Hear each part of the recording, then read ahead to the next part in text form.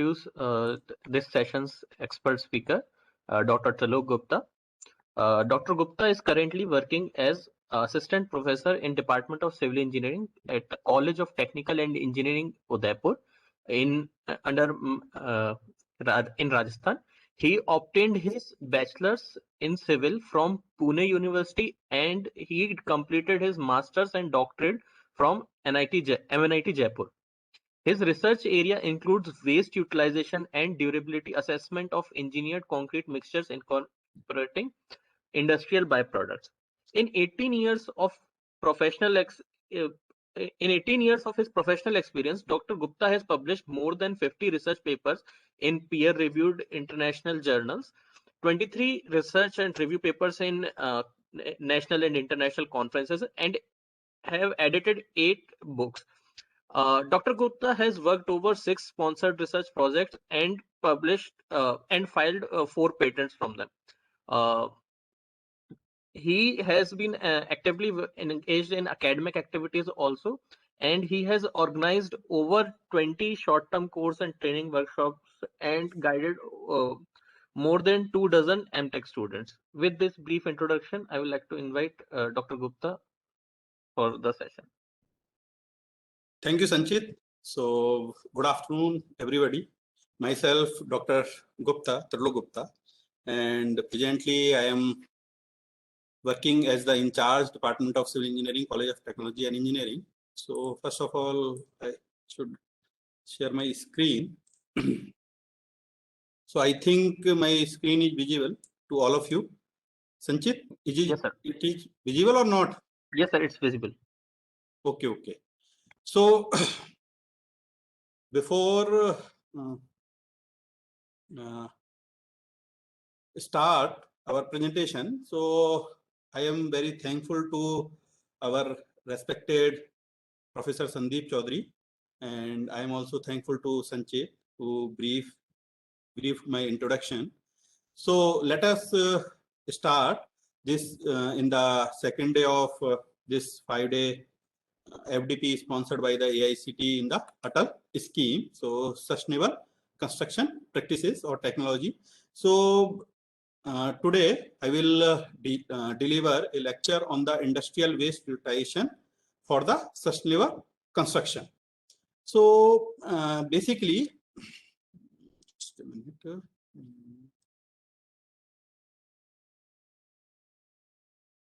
As we know that in the modern era, there are day by day we are inventing new types of material, whether it may be useful to the individuals or it may be useful for the society. Sometimes it may be useful for the our long-term sustainability, we can say that.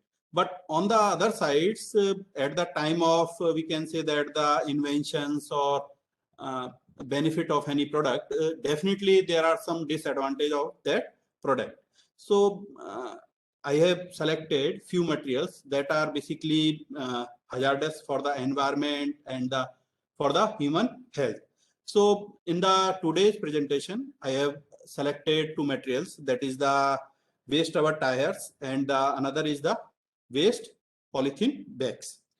So as we know that at the same time, river sand is commonly used as fine aggregate and in concrete, but is becoming scarce and expensive due to the high cost transportation from the natural sources.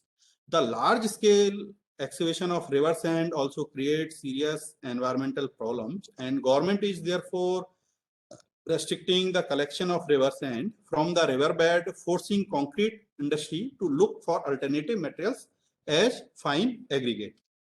Now, whether sand mining is solution or a threat, as the demand for the sand continue to increase, sand mining seems to have popped up as one of perfect solution to meet the demand. But the sand mining has been causing huge environmental damage. So this is another the invention, one of the most, or we can say that the second consumed material in the world is the concrete, and main ingredients of the concrete is the sand or fine aggregates. So when we use the sand, it is the natural material. So same time, what is happening to the environment? So basically environment will damage. How? Extreme in-stream sand mining causing degradation of the rivers, and it is also lowering the stream bottom, which can ultimately lead to the bank erosion. So this is the one of the problem, and decreasing of sand in the stream bed and along the coastal areas can cause deepening of rivers and the expansion of the coastal inlets and river mouths. Saline water intrusion is another negative effect of the sand mine. So this is the one we can say that the natural material, and we have definitely there are the no doubt benefits when we use sand in the concrete, but simultaneously it is easily available in the local market, or we can say that it is the properties. Definitely since inception of the concrete, we are using the natural river sand as a fine aggregate in the concrete. So definitely we have the we know that it has the beneficial for the concrete in the different manners, but simultaneously the sand mining has the some problems. The consequences of mining is compounded by the effect of sea level rise. Also, any volume of sand exported from the stream bed and coastal area is damaged to the system. Irresponsible sand mining is also a huge threat to the river banks, bridge, nearby structures. It also affects the nearby groundwater system and the uses that local residents make of the river. Sand mining can be responsible for the destruction of riparian and aquatic habitat through huge change in the channel morphology. Effects include bad coarsening, bad degradation, lowering water tables adjacent the stream bed and channel volatility. So this is the basically some other side of sand mining, and the simultaneously now.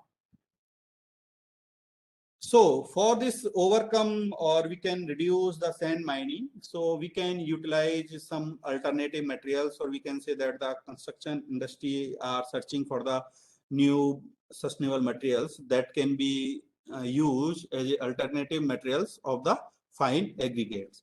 No doubt, except the stone processing dust, there is other materials can be replaced by a partially or in the few percentage. So now we will discuss in the next few slides, that how we can utilize the waste rubber tires in the concrete as the partial replacement of fine aggregates. So in the this whatever we will discuss in the study, we will replace the fine aggregate by the partially by the two types of or we can say that the two products of the waste rubber tire, that is the rubber ash and the rubber fibers. So basically rubber ash is the obtained from the pyrolysis technique, and rubber fibers from the shredding of the waste rubber or discarded rubber tires. So as we know that concrete is a brittle material with high rigidity, high flexibility, impact resistance and fatigue resistance are required in many applications. Research is therefore required to investigate the use of cheaper, easily available and sustainable alternative materials for fine aggregate. Accumulation of discarded tire is a major problem, as degradation of these tires is very difficult because of highly complex configuration of the ingredient materials. Now, these are the few pictures. One is the pictures, that is the there is a tire mount, means number of tires are stacked in a mount type. So basically these are the few pictures that shows the discarded tires. As we know that the generally if we are using tires in any vehicle, so other we can say that the in the transport systems, one of the most important this invention is the road vehicles, because it is no doubt in the initially it is costlier one, because we need a perfect road for the smooth riding. And with the invention of the, whether it may be the flexible payment or rigid payment, so with the invention of the payment, the consumption or production of the vehicles is increasing day by day, and simultaneously the usage of the tires in the vehicles, any type of vehicles, is increasing. And as we know that the generally life of tires is approximately 5 to 6 years, and we generally thrown or discard the tires to the freely, and that tires generally create the problems. Sometimes if there is the problem of the land or stacking, we generally simply burn out, and at the time of burning of any discarded tires, definitely there will be the emission of the toxic or harmful gases into the environment, that is very harmful to human health. Sometimes we can recover from some materials from the waste of our tires, that is the steel fiber. Sometimes we extracted some fibers from the that tires, and we can reuse it. So now in these materials, first we have used the rubber fibers. The length of the fibers, whatever we have used in the studies, was around 2 to 5 mm in width, and around 20 mm was in length. Means the aspect ratio was around 4 to 10, and specific gravity was 1.07. That is very, very less as compared to the fine aggregate or natural river sand. Water absorption was definitely less than that. Also, that was the 0.4%, and it belongs when we goes for the sieve analysis, and it lies in the zone 2. And elastic modulus was 1.72 MPa, and tensile strength was the 22.8 MPa. So now I will show you a video that how we can recycle this waste or discarded rubber tires. So now I am playing that.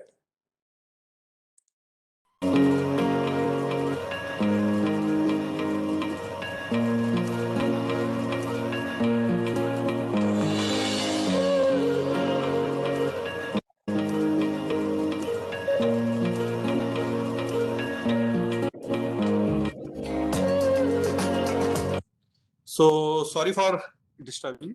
Actually, my system was restarted due to this. I was trying to connect the speaker. So now I think audio of the video is audible. So let us start this video.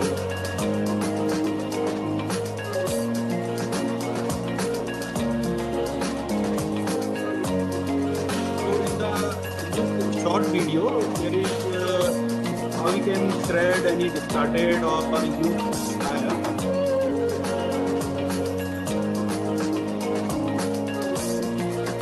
So this is the we can visualize that is the stacking of the waste of tires.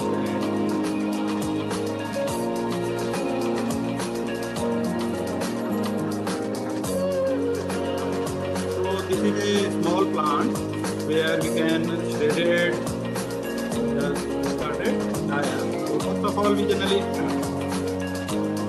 crush the used tire, and we make this shredded machine.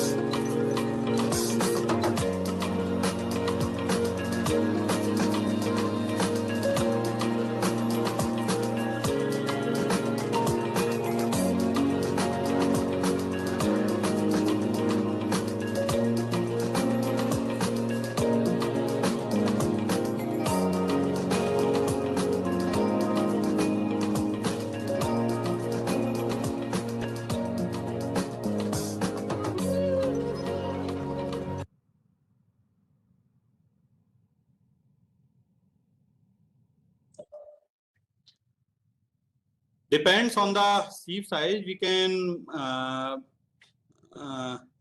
grading of this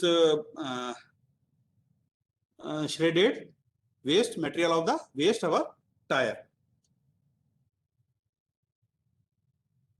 Now, this is the chemical compositions of the rubber fibers. So my audio is clear or not? Yes, sir, it is very much clear. Okay, okay. So now this is the basically chemical compositions of the rubber fiber. So we can visualize from the table that waste rubber fibers or waste rubber tires has the 87% of the carbon contents. Now, in the next this type of the waste rubber tire material, so we can crush or we can pyrolysis of this waste rubber tire, and we will get the rubber ash. So generally, approximately temperature of 700 to 800 degrees Celsius at the control temperature, we generally inserting this waste rubber tires, and we got the. So PPTs are visible or not, Akshay? Yes, sir, it is visible. Okay, okay, okay. So now, in the next video, we'll see the how we can use the pyrolysis techniques to obtain this rubber ash. In the pyrolysis techniques, generally we use the very high temperature around 700 to 800 degrees centigrade, and by which ultimately we got the three types of product. First is the rubber ash, another is the oil that is extracted from the waste rubber tires, and third one is the rubber fiber, steel fibers that is generally used to strengthening of the edges of any tire as well as the surface of the tire. The number of tires discarded in the world amounts to almost 14 million tons. For the car owner, the worn tire is only a cost.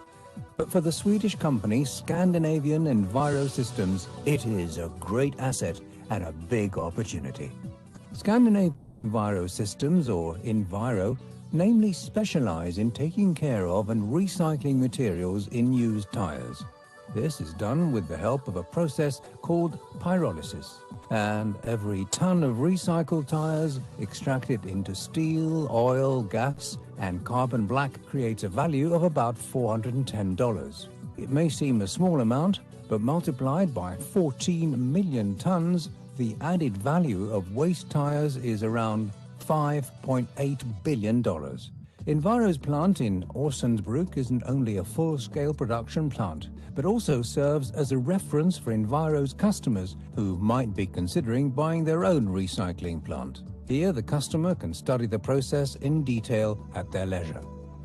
Enviro's patented method is based on so-called pyrolysis. This makes the tire decompose into its component parts without combustion taking place. Old tires are shredded to between 2 to 10 centimeters. This is today done by an external company. The shredded tires arrive at the plant and are loaded onto a walking floor feeder. The material is then distributed to the reactors via a conveyor belt. After the reactor has been filled with the raw material and closed, the air inside the reactor is purged with nitrogen. The nitrogen is then replaced with pyrolysis gas. The material is now ready to be processed through pyrolysis. In order to convert tire material into steel, oil, gas, and carbon black, the shredded tires in the reactor have to be heated to a temperature just below 600 degrees Celsius, or 1100 degrees Fahrenheit. The heating of the process gas is done by burning a mix gas of propane and excess pyrolysis gas, which has been extracted from the tires. The flue gas then flows through a heat exchanger to heat up the pyrolysis gas in the closed pyrolysis process. As the reactor is heated, the formation of pyrolysis gas begins, and oil and excess pyrolysis gas can be extracted. The process takes a few hours, by which time all oil and gas has been extracted from the tires. What remains in the reactor is dry material consisting of steel and char. The unique feature of Enviro is the use of a patented method to heat the reactors in a way that the material in the reactor is kept at an even temperature throughout the process. This makes the plant highly efficient and is critical to achieving high quality in the final carbon black product. Generated pyrolysis gas leaves the reactor to be cooled in a so-called quencher. The oil in the pyrolysis gas is condensed and collected. Non-condensable gas is recirculated back to the heater and to the reactor. Excess gas is compressed and stored in a gas tank. To determine when the process is finished and the material in the reactor is processed to its final state, the temperature and weight of the contents of the reactor are measured. When the right temperature and weight are achieved, the reactor is cooled down, purged, and opened for discharging. The remaining dry material in the reactor, mainly steel and char, is discharged using a vacuum suction system. The material is carried through a pipe system to a separation system where contaminants are removed from the char. What is now obtained is separated products in the form of gas, oil, steel, and char. The gas is compressed and stored in a gas tank. The oil can be sold as it is or be further refined to add value. The steel is baled and can be sold to the recycling industry as steel scrap.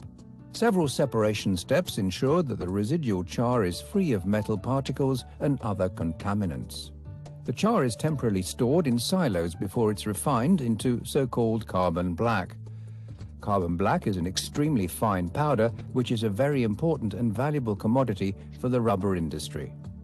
To be able to ship the carbon black, it's pelletized with water and a binder in a mixer. The mixer creates pellets adapted to customer requirements. These are then dried and packaged in sizes according to each customer's requirements. The pyrolysis process runs practically in parallel in 2 or 3 lines with about 5 to 6 tons of shredded tires per line. This is called a semi-batch process. The heating process takes a few hours, and the process is fully automatic and is monitored and controlled by a distributed control system based on a platform from Siemens.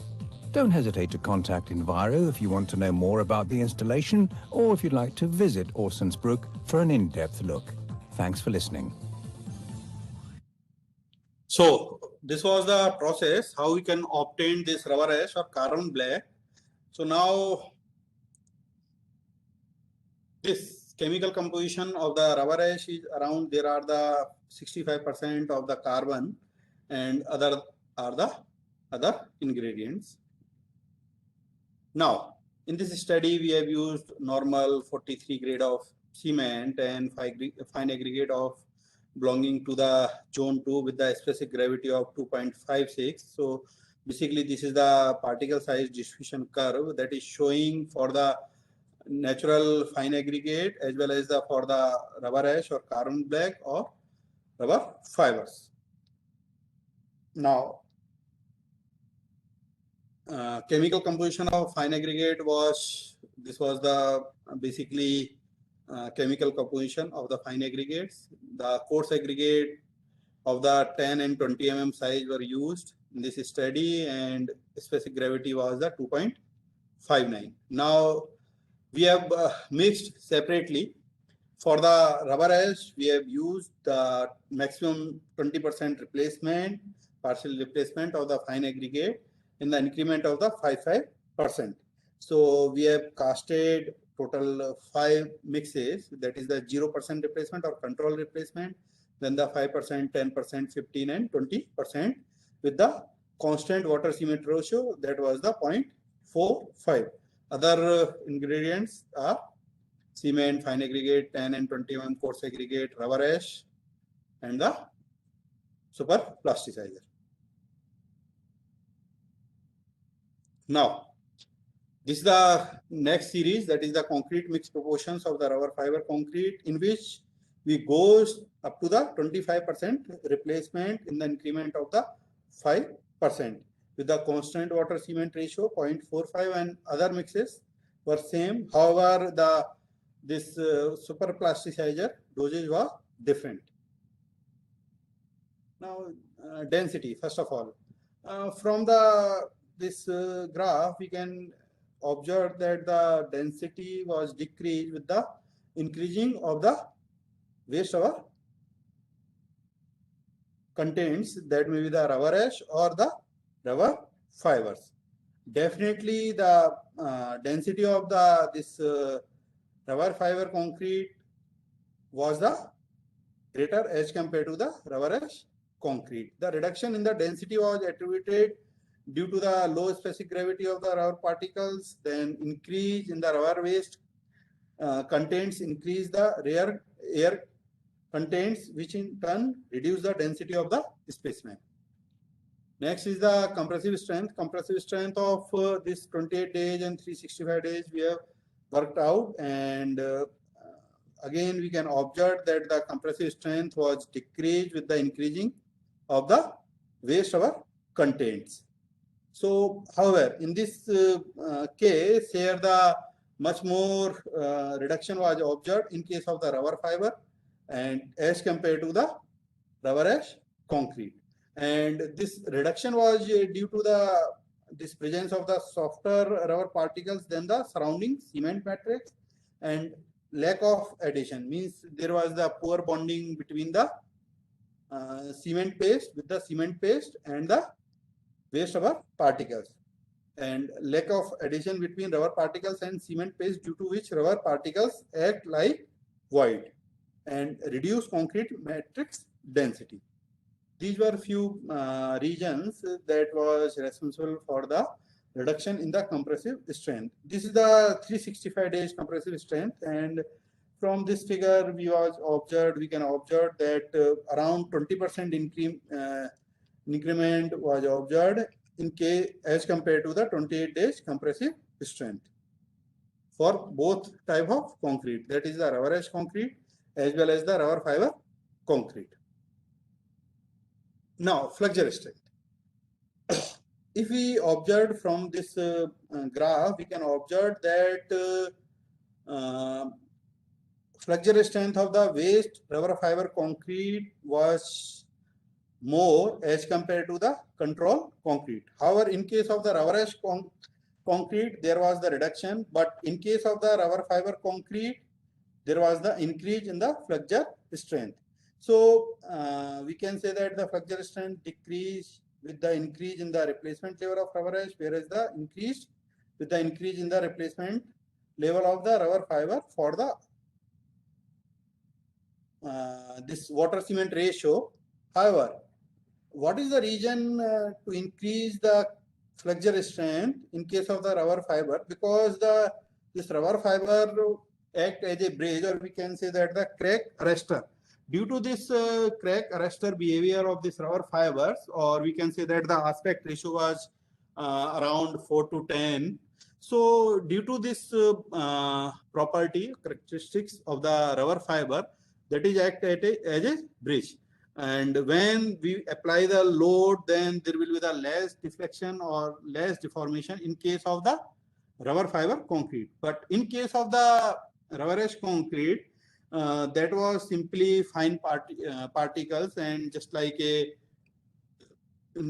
natural this river sand. So that's why in this case there was only decrease in the flexure strength. However, the decrement was less as compared to the control mix. Now, abrasion resistance. So, in case of this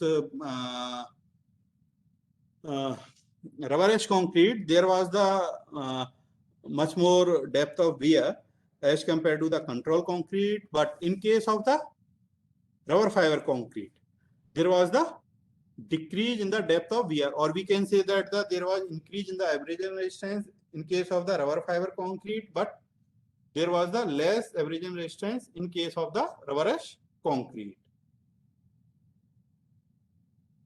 Now, this is the few images of the same, that is basically magnification of the around 1800.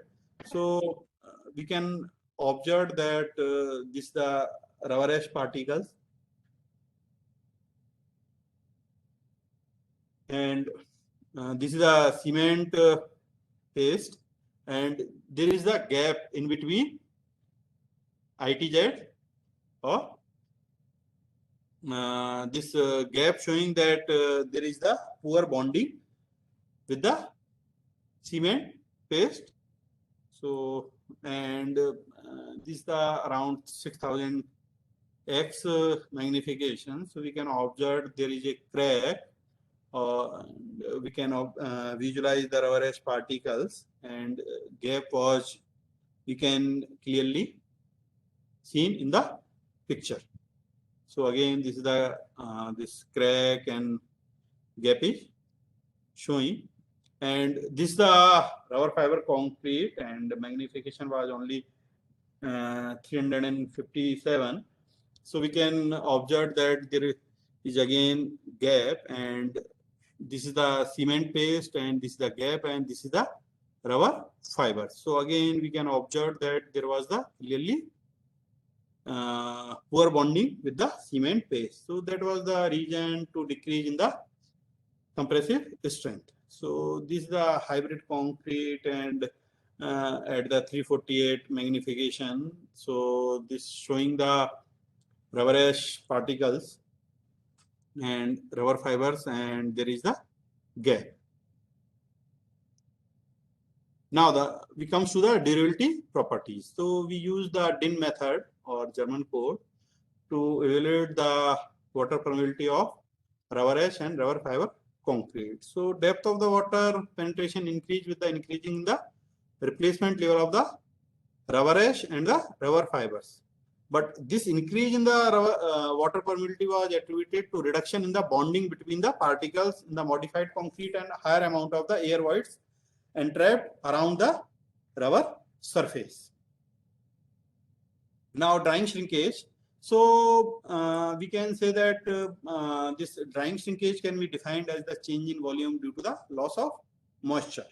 And as the concrete shrink, tensile stresses are developed due to the restraining of material from adjacent members and will cause crack in concrete. The magnitude of the drying shrinkage directly depends upon the amount of moisture loss. The increase in the drying shrinkage was attributed to increase in the porosity due to the rubber particles. So we can visualize from this graph that in case of this dark blue line is showing the drying shrinkage strain of the control concrete. And with the increase in the replacement level, there was clearly increase in the drying shrinkage. And this drying shrinkage was due to the increase in the porosity or increase in the voids in the rubber ash concrete. And same behavior was observed for the rubber fiber concrete up to the 25% replacement level.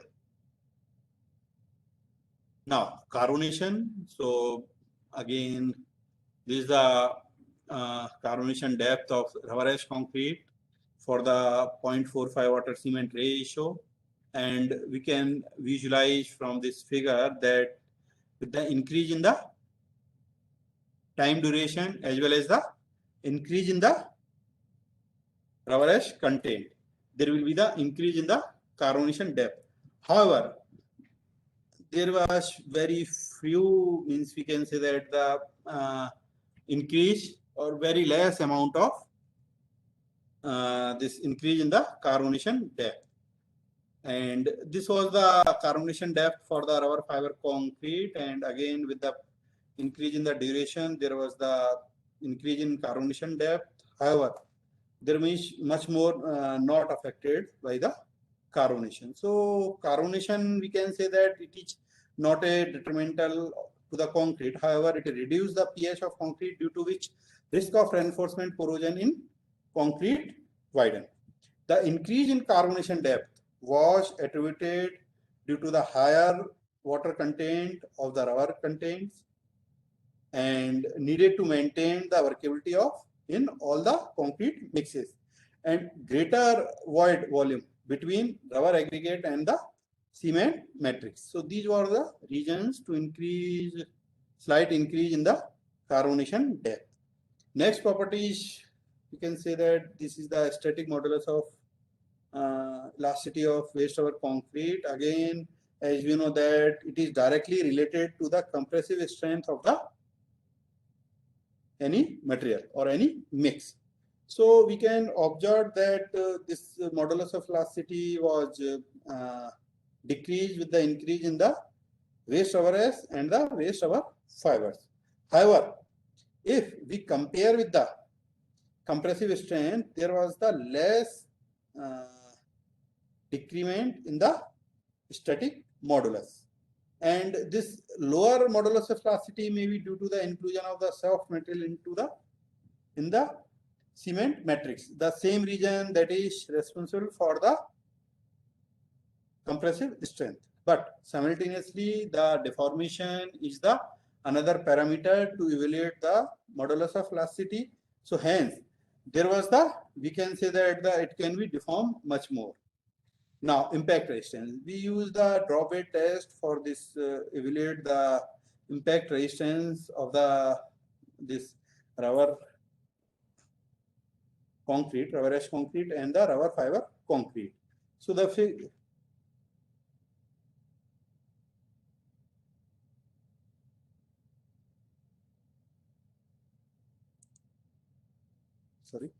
so number of this graph showing the number of blows for the first crack, that is the N1, and in the next. So N1 means what? The first time crack developed on the specimen. The size of the specimen was that was the cylindrical type. The diameter was 150 mm, but the depth, or we can say that the height, was only 75 mm only.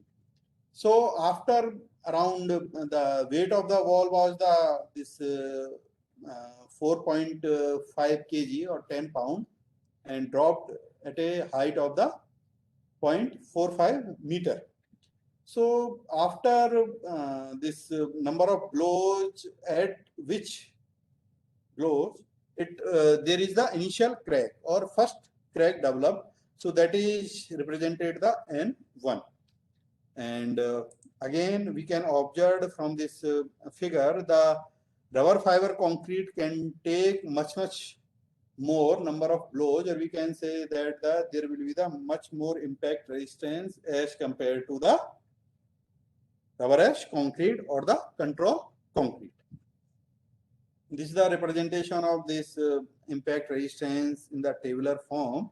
So this the mix is from the 0%, T6 means 0% replacement or control, then the 5% replacement, 10, 15 and 20% replacement. So this is the N1 and N2 are showing, and this is the difference between N2 and N1. So this showing the N2 and N1. So we can say that this at the control mix, there was the difference of only 6 blows, but with the increase in the rubber ash contained, there was the increase in the difference of ultimate crack and the initial crack. So, and we evaluated the impact energy at the first crack as well as the ultimate failure. And this was the ratio in between the N2 and N1. Now, this table shows the impact resistance of rubber fiber concrete, and we can observe that with the increase in the rubber fiber, then there will be the increase in the N1 and N2, number of blows required for the initial crack and number of blows required for the ultimate failure. So we can observe that at the control mix, it was only 47, but at the 25% replacement, it was the 214. And similarly for the N2, 53 and 246. So this was the increment in the number of blows or difference between the ultimate failure and the first at the time of initial crack or first crack. Now, the number of blows required for causing the ultimate crack and ultimate failure increases significantly with the increase in the replacement level of rubber ash contents for all type of water cement ratio. Increase in the impact resistance may be due to the less brittleness and much lower elastic modulus of rubber aggregate, which increased the impact resistance. And the second one is the ability of rubber to absorb dynamic energy increases the strength of concrete under impact load. So this is the failure pattern in case of this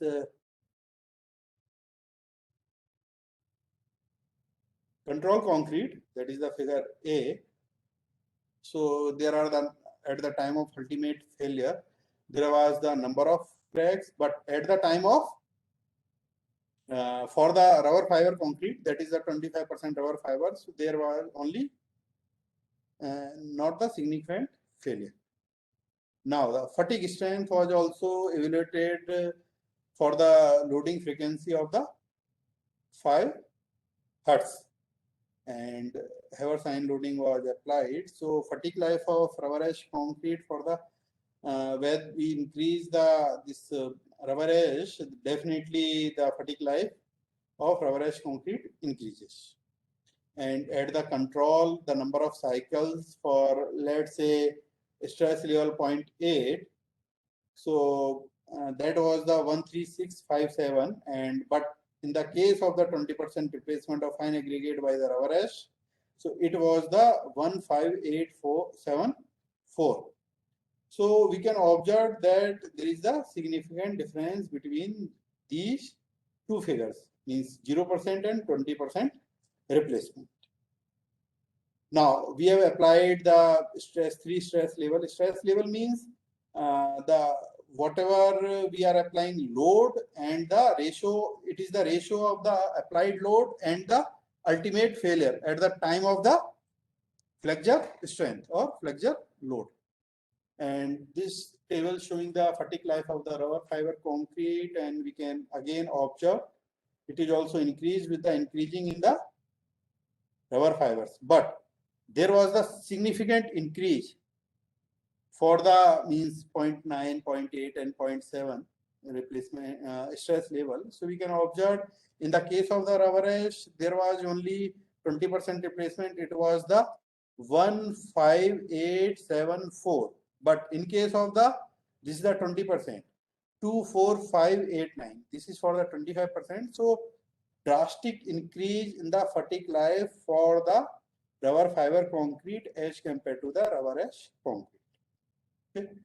And the number of cycles to ultimate failure increases significantly with the increase in the replacement level of rubber ash and rubber fiber contents, and the increase in the fatigue strength may be due to the rubber particles be able to absorb more energy subjected to the fatigue loading, which also reduce the probability of internal crack propagation and preventing the aggregate segregation with waste rubber particles. So this is the reason how, means we can say that the rubber particles can absorb more impact energy, or we can say that the more fatigue loading. So that's why there was the less internal crack propagation. And another is the prevent the aggregate segregation with the waste rubber particles.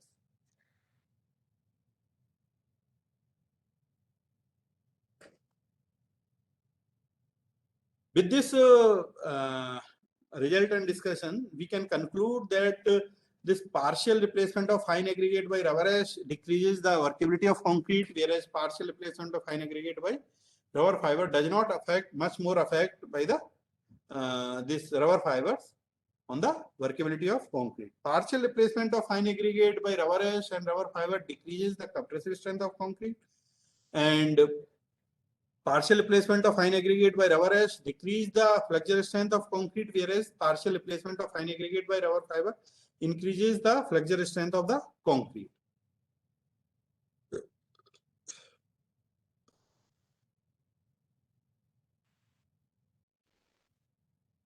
The maximum depth of wear in rubber ash and rubber fiber concrete is less than permissible limit.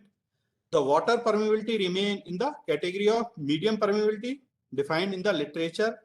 Rubber ash and rubber fiber particles increase the drying shrinkage. And the observed carbonation depth of rubber ash and rubber fiber concrete is the most adverse condition is less than the minimum cover required for the RCC members as per the Indian standard. This reduction in the static and dynamic modulus on the partial placement of fine aggregate by rubber ash and rubber fiber indicate higher flexibility. The impact resistance of concrete improves on the replacement of fine aggregate by rubber ash and rubber fiber contents. Fatigue strength of concrete improve on replacement of fine aggregate by the rubber ash and rubber fiber contents.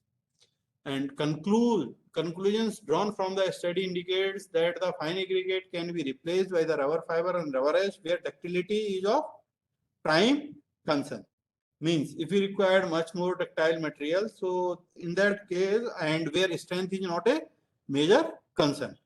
So at that time, we can use the rubber ash or rubber fiber concrete.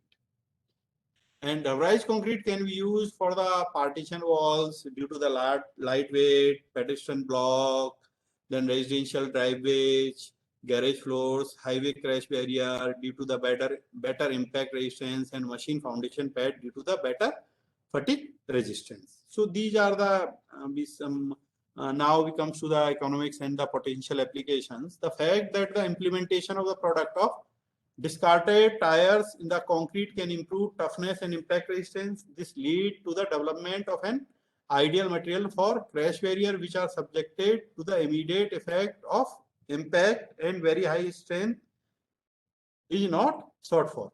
This type of concrete could prevent life casualty and damage to vehicle by observing the impact energy. The structural application of rubberized concrete because of low unit weight will reduce dead load significantly as compared to the normal weight concrete, thereby offering substantial cost saving, and by providing improved seismic response, longer span, thinner sections, and lower foundation cost. This cost-effective parameters will make this material more versatile for use in various non-structural applications like in architectural application like false facade, nailing concrete, stone backing, inferior construction, and in highway construction, shock absorber as a sound buster. So, and in structural applications such as building as an earthquake, shock wave absorber, foundation pad of machinery, resistance to impact such as bunker, jersey barrier, railway buffers, and we can use it in the pile heads and paving tiles. So these are the some economics and potential applications. So we can use this type of concrete includes the where the vibration damping is required, such as foundation pad for machinery and railway stations, where resistance to impact or explosion is required, such as crash barrier, bollards, railway buffers, pavement, bunkers, where insulation to heat or sound is required, such as lightweight concrete, blocks and tiles, other application including trench filling and pipe bedding, floor screeds, seat defense, pile heads, and paving slabs. So these were the some few applications. If you have any query in this sections, means the utilization of the waste rubber tire in the concrete as a partial replacement of the fine aggregate, you can ask me. Otherwise, we will continue our next part, that is the utilization of the plastic waste in construction. Hello, sir. Yes. Myself, Chidanand Patil, sir. Yeah. Sir, can we use this rubber ash as a partial replacement for cement? Actually, when we are replacing this material as a fine aggregate, so definitely there was the reduction in the compressive strength first. Yes. So definitely with the precautions, we can use this type of material as a fine aggregate. But in case of the cement, definitely there should be the adhesion properties. Adhesion means with the bonding properties to another material. So in this rubber ash particles, there is no such type of material was available. So it cannot be used as a cement replacement. However, some researchers were try to replace as a cement, but they couldn't get means much more effective results. So Sir, that's why it is not recommended. Have you done any chemical analysis like XRF, where oxides can be determined? Like, what is the calcium oxide in this, sir? Calcium oxide and silica, SiO2. Actually, in the case of this, calcium oxide was greater as compared to the silica. But this is not a particular, we can say that one criteria to use any material in the concrete, because we can say that if you can Means if you want to use as a pozzolanic material, so silica should be higher. should be higher, but the particle size distribution should be at par. Means it should be finer. But in our case, it was, I have shown We you can the, sieve and we can use, no, sir. The pass. pardon? We can sieve through 90 micron and then passing you can use it for the So, replacement of cement. I think no. This is the basically the this particle size Particle distribution curve, and we can visualize there are the coarser material, and if you go for the this less than 75 microns particles, and that will used in the concrete as a cement replacement, definitely that will be the costlier one. And I have again said that some researchers have studied that it can be used, but due to this nature of this material, I will not recommend it as a cement. However, I have not used as a cement, but generally some researchers didn't recommend it for this material as a cement. Yes, sir. Maybe reason is carbon, sir. The carbon content will be more, that maybe deteriorate the compressor strength, sir. Maybe Yeah, that. yeah. Yes, sir. Yes. Yeah. Thank you, sir. Thank you so much. Okay. Any other?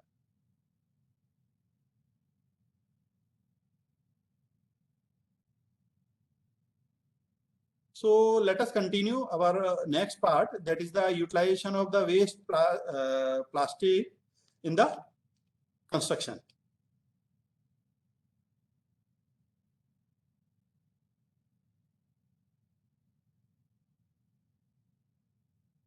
Okay, so utilization of plastic waste in the construction. So again, we know that the plastics have become an inseparable and integral part of our life. The amount of the plastic consumed annually has been growing steady, and according to the recent studies, the plastic cannot stay unchanged for as long as 1,000 years on the earth. With increase in the global population and the rising demand for the food and the other essentials, there has been rise in the amount of waste being generated daily by each household.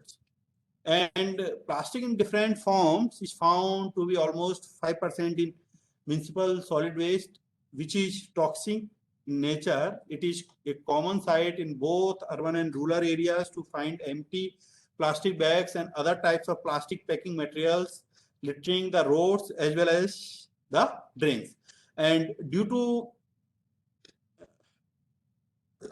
its non-biodegradability, it creates stagnation of water associated hygiene problems.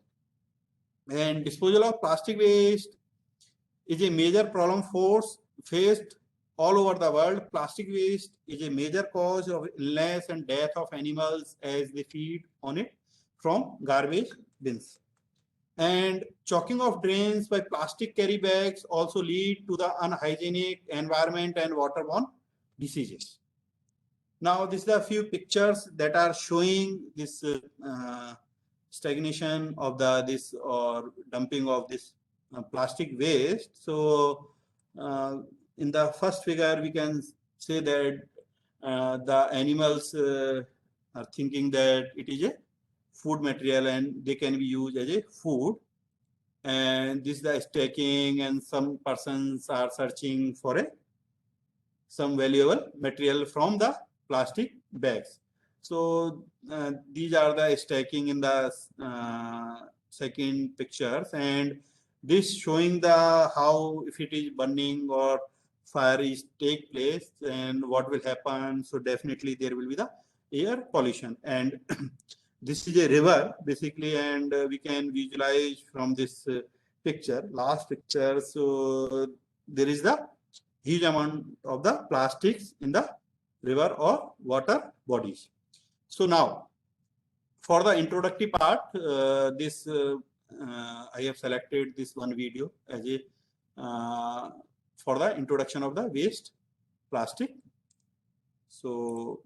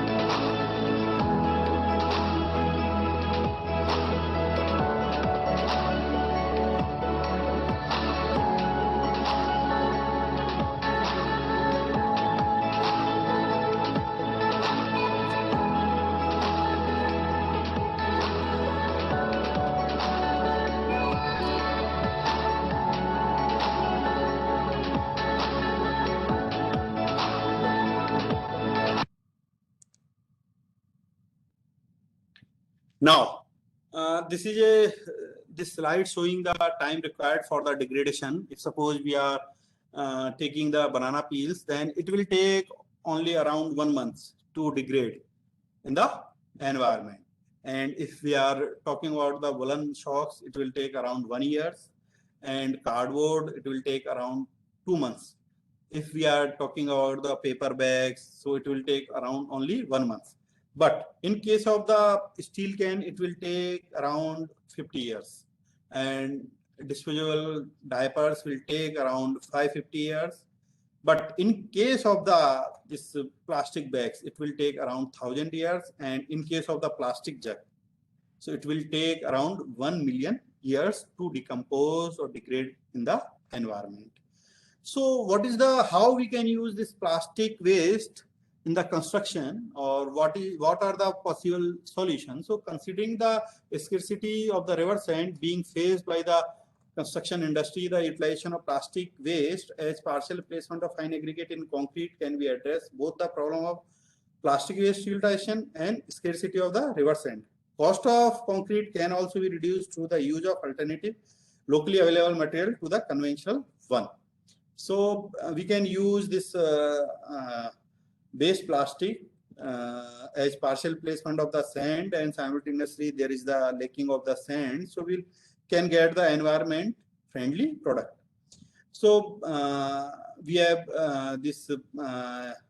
evaluate the fresh mechanical durability ductility properties of concrete containing polythene waste polythene bags.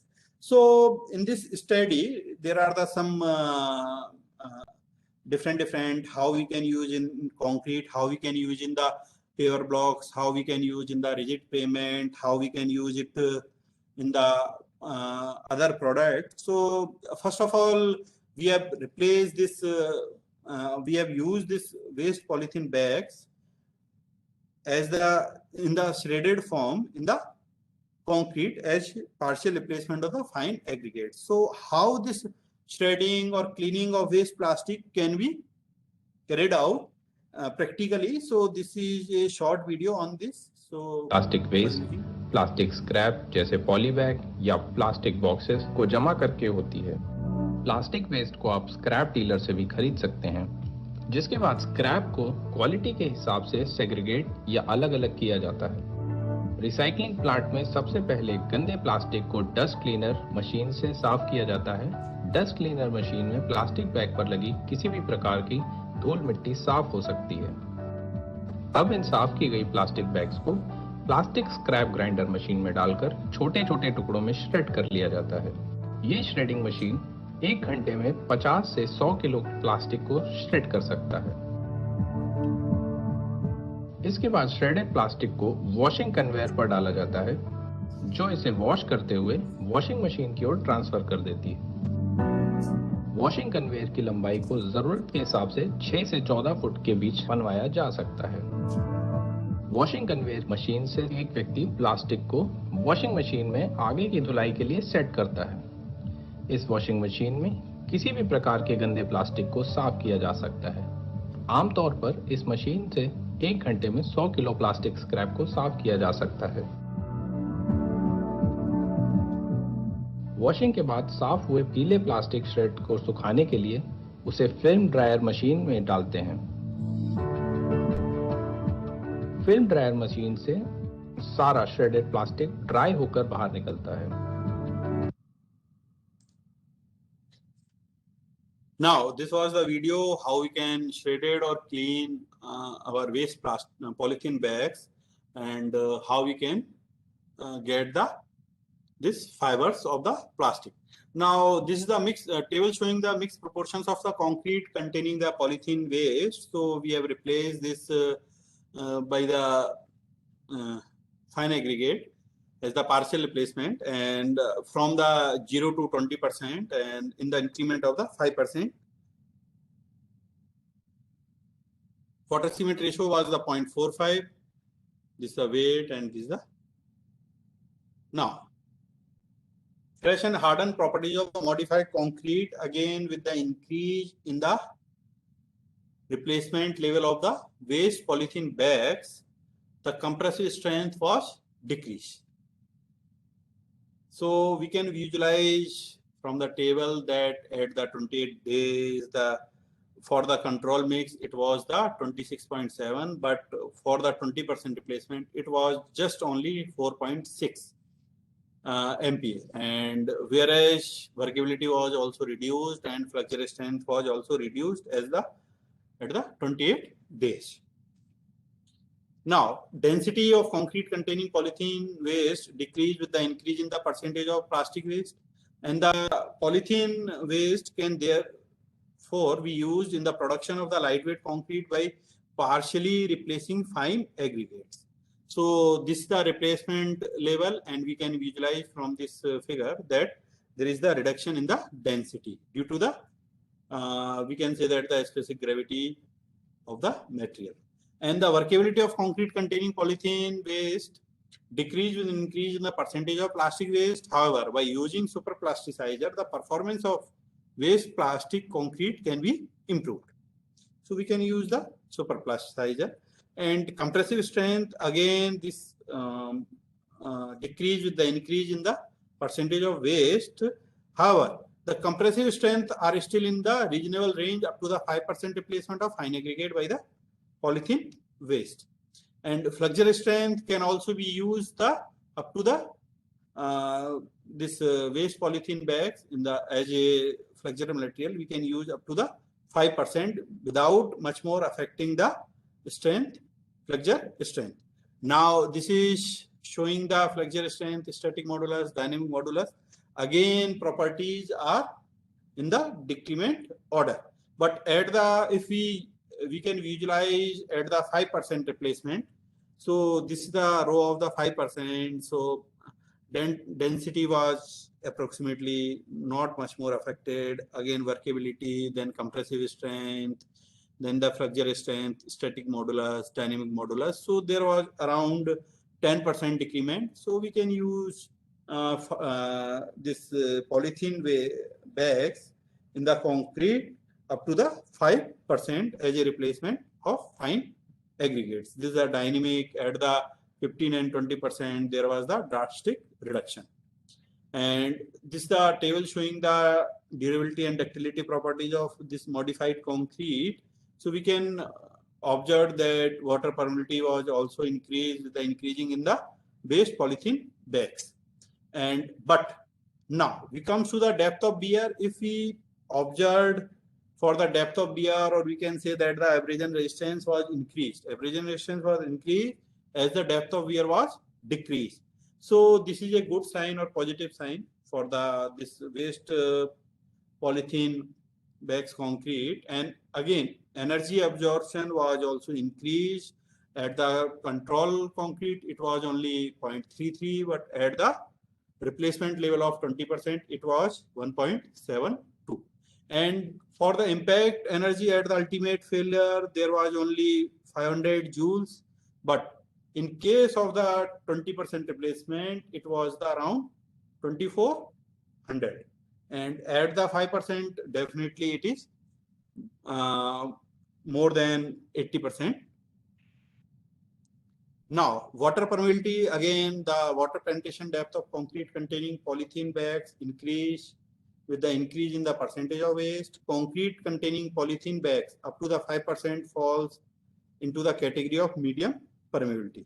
So, and depth of wear of concrete containing polythene bags decrease with the increase in the percentage of waste, and concrete containing polythene waste as fine aggregate replacement is fall into the category of heavy duty purpose floor tiles as recommended by the Bureau of Indian Standard 1237.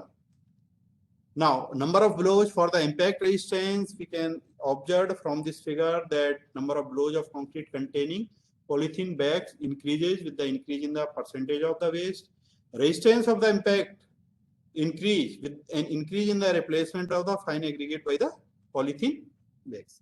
Now, energy absorption capacity was also increased with the increase in the polythene bags quantity, and increase in the energy absorption capacity may be due to the high energy absorption capacity of the polythene waste compared to the sand.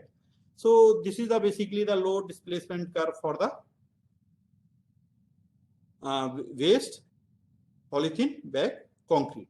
So we can visualize from that if there is the 0% replacement, so the load carrying capacity was greater, but it is fail at the less displacement. But when we increase or we incorporated the 5% this waste polythene bags in the concrete, then definitely load was decreased, but there was the increase in the displacement or deformation carrying capacity. So again, at the in the case of the 20% replacement, the just load carrying capacity was just half, but the deformation is approximately twice of the 0% replacement level. So we have also calculated the durability factor based on the freeze-thaw test. So for this 5% replacement, it was greater than 0, and at the 10% replacement level, it was equal to the control mix. So the durability means in the case of the freeze-thaw, so again it has the positive sign. And flexure toughness was again increased with the increase in the percentage of the shredded polythene bags. So it was around 3 times in case of the 20% replacement of the fine aggregate by the shredded polythene bags. Some microstructural this images was also obtained of this waste polythene bag concrete. So with the help of this figure, we can say that there was the proper distribution of the plastic waste in concrete, no accumulation of balling effect of any kind was observed. So we can observe from it was observed that the interface zone is less dense, means there was again gap and less dense with gap and with a relatively improper addition between the plastic waste and the cement paste. So this is a microstructural this 1000x and 2500x. So a probable advantage that can be inference in the absence of the micro cracks even at high magnification. It can also be stated that the plastic waste does not create any hindrance in the formation of the concrete hydration product. Now, in the next study, we have used this polythene bags as an addition. So this shredded waste polythene bags were used as addition by total weight of concrete in cement concrete at 0.45 water cement ratio, and addition of polythene bags was up to 5% by total weight of concrete, and mechanical this properties, compressive, flexural strength of concrete, control and modified cement concrete in hardened state was determined. So this is the basically replacement level, replacement not, this is the addition of any other material without replacing any ingredient. So this table showing that with the increase in the waste polythene, again decrease in the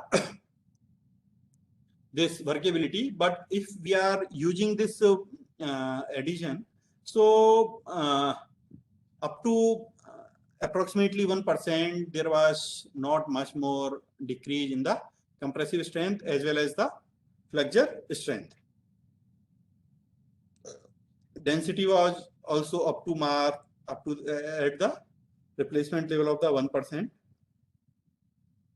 Compaction factor, this figure shows the compressive strength, so there was not much more reduction up to the 1%, and after this 2%, there was a drastic reduction in the compressive strength. Now this figure shows the flexure strength. Now the utilization of this polythene bags in the paver blocks. So we have this used the polythene bags in the paver block also, and we have filed patent for this technology and mixed proportions of the M35. Now the ingredients were changed for this product, and M35 grade of this concrete was used for the paver block incorporating plastic waste, and thickness of the less than the 50 microns, and compressive strength, flexure strength, abrasion resistance was calculated. This was the shape of this paver block, and this is the few pictures. That is, now this is the ingredients, and water cement ratio was the only 0.4, and this is the we can say that the properties, compressive and flexure strength and abrasion resistance of the concrete containing waste polythene bags. So we can observe with the help of the pre-compression, we can reduce this effect of this waste polythene bags. So at the 5%, there was not much more reduction in the compressive strength. So it was the 42 MPa, and in the case of the flexure strength, it was the 4.18, and depth of wear was again less, and we can say that it is much more abrasion resistance.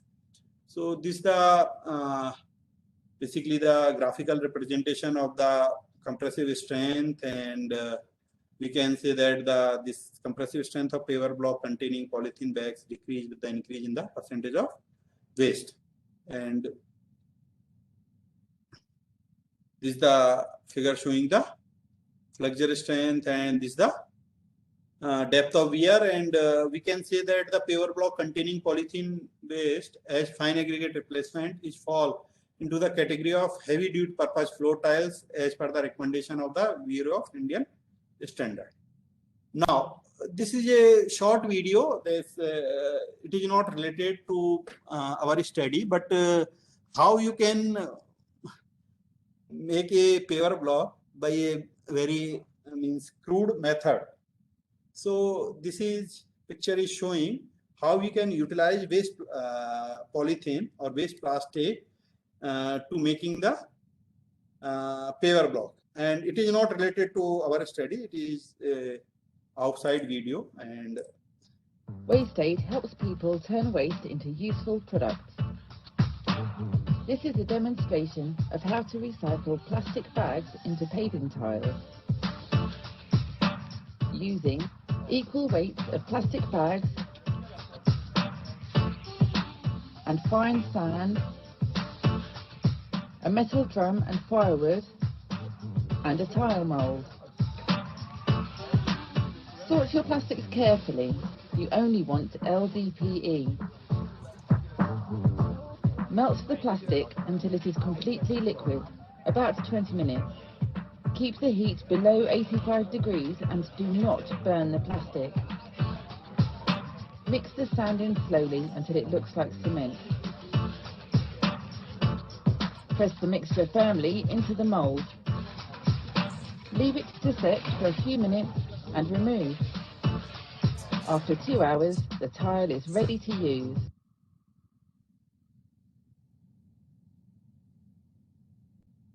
now we have utilized this polythene waste in the rigid pavement also. So this picture is showing our department, backside of our department, where we have constructed a this prototype rigid pavement, and we have utilized this polythene waste in the 3 steps, and we have patented this technology in the Australia as well as India government. So both of has been granted the patent to this technology for the rigid pavement, Indian government as well as the Australian government.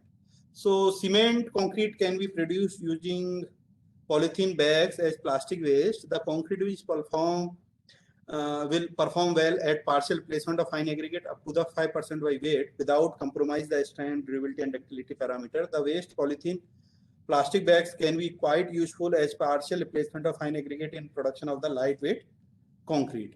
And cement concrete using waste polythene bags can be used where strength is not major concern. And plastic waste of polythene bags can be utilized as partial placement of fine aggregate for manufacturing of heavy duty purpose tiles. Plastic waste of polythene bags can be utilized as partial placement of fine aggregate for areas where the high energy absorption capacity and impact resistance are most required parameter over strength. And this can be utilized for the lightweight concrete, can be used for the blocks for partition walls, crash barrier, etc. Can be used where high thermal insulation is required. And this plastic waste can be used in the bituminous road construction. So again, this is the studies, outside study, and this is only for the presentation purpose. The plastic waste material is the first shredded into the particularly size using a shredding machine. The aggregate mix is heated at 165 degrees centigrade and transferred to the mixing chamber, and the bitumen is heated to 160 degrees centigrade to result in a good binding. It is important to monitor the temperature during the heating. The shredded plastic waste is then added to the aggregate. It gets coated uniformly over the aggregate within 30 to 60 seconds, giving an oily look. The plastic waste coated aggregate is mixed with hot bitumen, and the resulting mix is used for the road construction. The road laying temperature is between 110 to 120 degrees Celsius. So this is basically the, we can use the wet or dry process in the asphalt plant. So this is basically, we can say that these are the aggregate, coarse aggregate and sand. We put it into the hopper, then we mix in the fixed proportions in the rotary mixer. Then again, hot aggregate. This is a hot aggregate elevator where we mix this materials, ingredients, and this is the vibrating screen. And then hot aggregate, the aggregates were heated at a temperature, high temperature, and then we use the mixing. Then ultimately it is poured down. So here there is this bituminous. This is the given in the hopper, and we can say that the reclaimed polymer. Okay, so we mix it in the both, that is the A and B. We can say that and this will be the polymer modified binder. Means this is the material where we have used this waste polythene polymer and as well as the pure bitumen, and then we mix it with the hot aggregates, and then we can get this asphalt for the flexible pavement. So this is a short video that will how we can use this plastic waste in the bituminous road. Plastic waste is everywhere. Being non-biodegradable, it is one of the biggest threats to our environment, our health, and our lives. The need of the hour is to find innovative solutions to tackle the challenge of plastic waste. At the Ministry of Road Transport and Highways, we are converting plastic waste into an opportunity by using plastic waste in the bituminous wearing code. to build green, all-weather, sustainable roads and highways across the nation. The IRC SP 98/2013 provides the guidelines for this. Depending on its properties, plastic waste is classified as two types. These are thermosetting plastic and thermoplastic. Thermosetting plastic objects can be shaped only once. They cannot be remodeled or softened by applying heat. By applying heat and pressure, thermoplastic objects can be formed into desired shapes, which solidify on cooling. These solids can be remolded by recreating the same conditions of heat and pressure. 4 types of thermoplastics can be used for road construction. These are low-density polyethylene, LDPE, high-density polyethylene, HDPE, PET, PET, and polyurethane. Why are we using thermoplastic? The answer is simple. During various road trials, our engineers and scientists have found that by adding 6 to 8% of waste plastic to the bitumen aggregate hot mix, we can improve the stability, strength, and lifespan of roads while reducing maintenance costs. This is because plastic is water resistant. In its molten state, it acts as a binder. Bitumen and plastic bonding is stronger. It does not peel off from the aggregate under adverse weather. So, the road stays healthy even if water stagnates on it. Adding 6 to 8% of plastic waste means using less bitumen. To make plastic roads, we are following the dry process as outlined in the IRC SP 98/2013. The shredded plastic must conform to the size, passing 2.36 mm sieve and retained on 600 micron sieve. The aggregate is heated at 140 degrees Celsius to 175 degrees Celsius in the central mixing plant. Shredded plastic is then poured onto the hot aggregate so that it coats the heated aggregate. Hot bitumen is then added with the plastic-coated aggregate and the mix can be heated up to a maximum of 170 degrees Celsius. The shredded plastic melts to form a thin layer around the aggregates. The process does not involve any new equipment and enhances the binding property of aggregates. Both plastic and bitumen have a good diffusion characteristic. This allows them to mix well and stick to the surface of the stone aggregates. The waste plastic bituminous mix has a road laying temperature of 130 degrees Celsius to 150 degrees Celsius. There are many benefits to using waste plastic as a modifier and binder. A 2-lane road uses up to 2 tons of plastic per kilometer. Plastic roads are environmentally friendly since they help in reducing plastic waste. Plastic roads are more resistant to water, have increased durability and improved fatigue life. The Ministry of Road Transport and Highways is looking at waste plastic as a sustainable innovation to convert waste plastic to wealth. Since 2015, we have set the mandate to use the bituminous waste plastic hot mix for the periodic renewal of roads within 50-kilometer periphery of urban areas with over 5 lakh people. Guidelines have been issued to take up 10-kilometer pilot stretches in every state to test the new mix. To achieve this, we have deployed nodal officers across the country.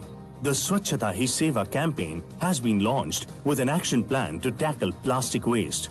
If each one of us takes ownership, together we can convert the plastic challenge into an opportunity.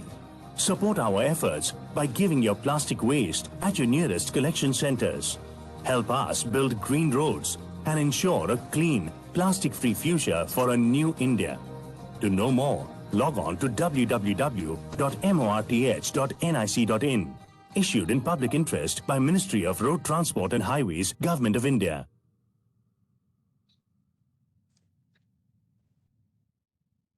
So now, advantage of bituminous road containing waste plastic. So plastic waste help increase the strength of the road, reducing road fatigue. These roads have better resistance towards rainwater and cold weather. And since a large amount of plastic waste is required for a small stretch of road, the amount of waste plastic strand around will definitely reduce. This is the basically this road construction in India using waste plastic and other conditions. So here, what are the this parameters for the unevenness and skid and texture depth, this field density, this the rebound deflection, and this is the basically example that is road constructed in the year 2002. So unevenness and this skid resistance and this texture depth was this outside the acceptable limit for the conventional road. But when the road is constructed by using the waste plastic, this was the all in the acceptable range, and definitely this will reduce the environment problem. So the cost wise, if we are talking, then if suppose we are taking this cost of bituminous, this 35,000 per ton, and waste plastic cost of waste plastic 12,000, and shredding machine and others. So optimum cost for waste plastic in mix will be the 11%, and cost will be saved around 35 rupees 35,000 per ton for the per kilometer.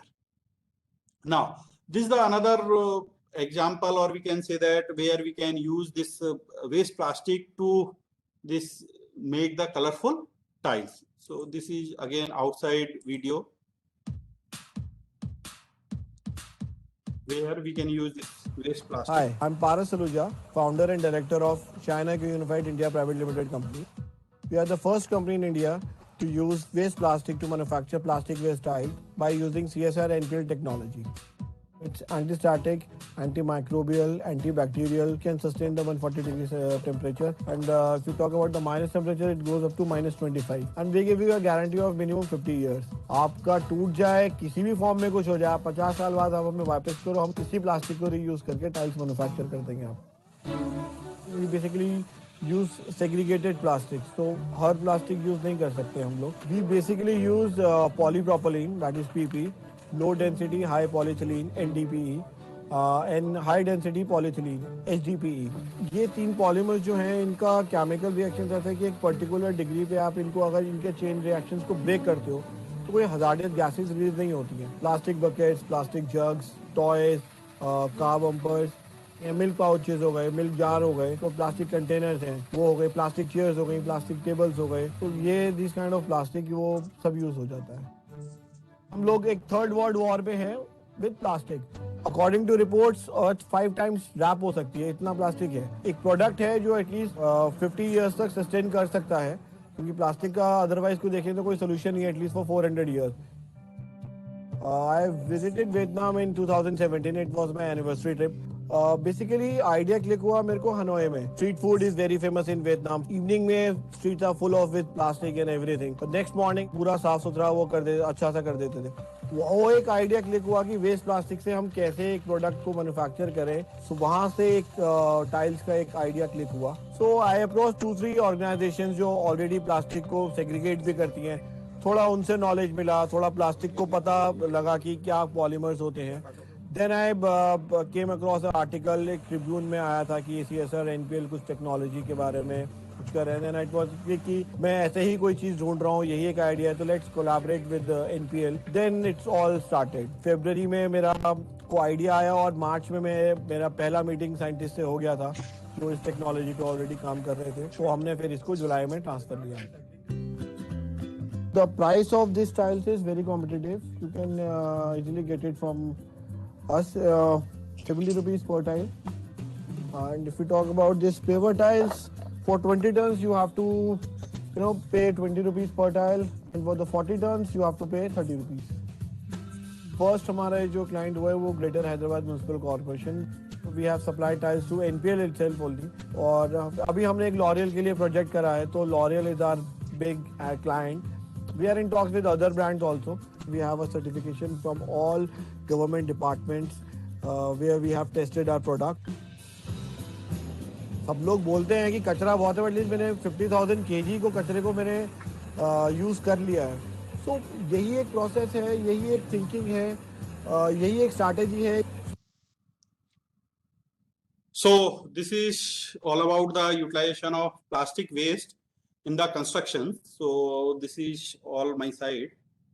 Now any query